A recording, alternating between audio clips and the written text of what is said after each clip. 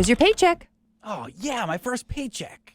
All right. What the? I earned $2,100, but I'm only taking home $1,600. What gives? Yeah, I get that a lot. You're expecting something a little bigger, huh? What? Who's talking? It's me, down here.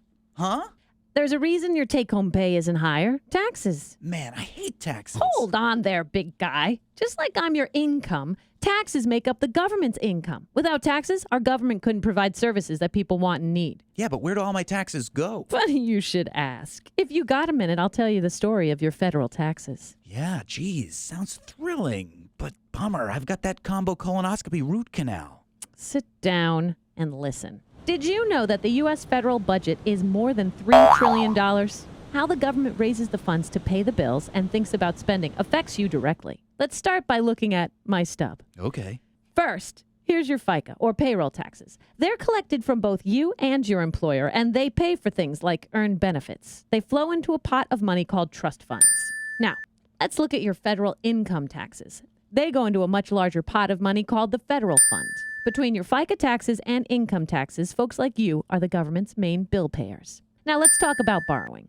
When the government spends more than it takes in, it has to borrow. Borrowing, the deficit, is larger when the economy is bad. More people are unemployed and paying fewer taxes, and there's more need for government services. Borrowed money contributes to the federal fund as well.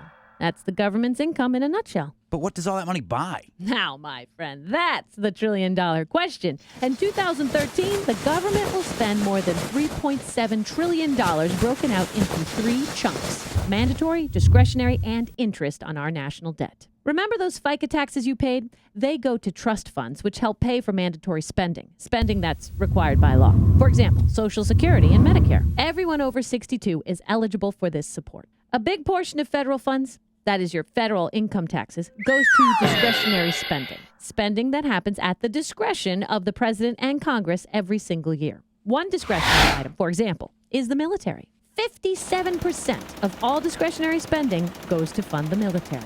Now, look down here. 6% of discretionary spending goes to education for things like Head Start and community colleges and Pell Grants. Discretionary spending plus mandatory spending plus interest we have to pay on our national debt equal all federal spending. But the story doesn't end there.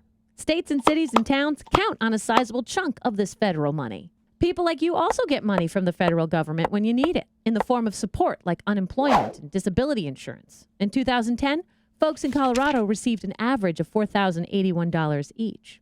Any questions? Yeah, but what does any of it do for me? Really? Just a few things like making sure you breathe clean air and drink good water, making sure all people have access to affordable housing, funding for your favorite national park, cancer research, and elder services. Huh. Major debates are raging in Washington right now over tax policies, how to prioritize federal spending, how to deal with our nation's debt, and how to lower unemployment. This is where you come in. What are your priorities? You have the right and responsibility to get involved. Write a letter to the editor. Call your congressperson. Talk with your neighbors. Vote. Visit National Priorities Project. They're good, nerdy folks. They'll get you started. Weird day. I have a lot to think about. Yep. But first, what do you say you put me in your pocket and we go celebrate your new job?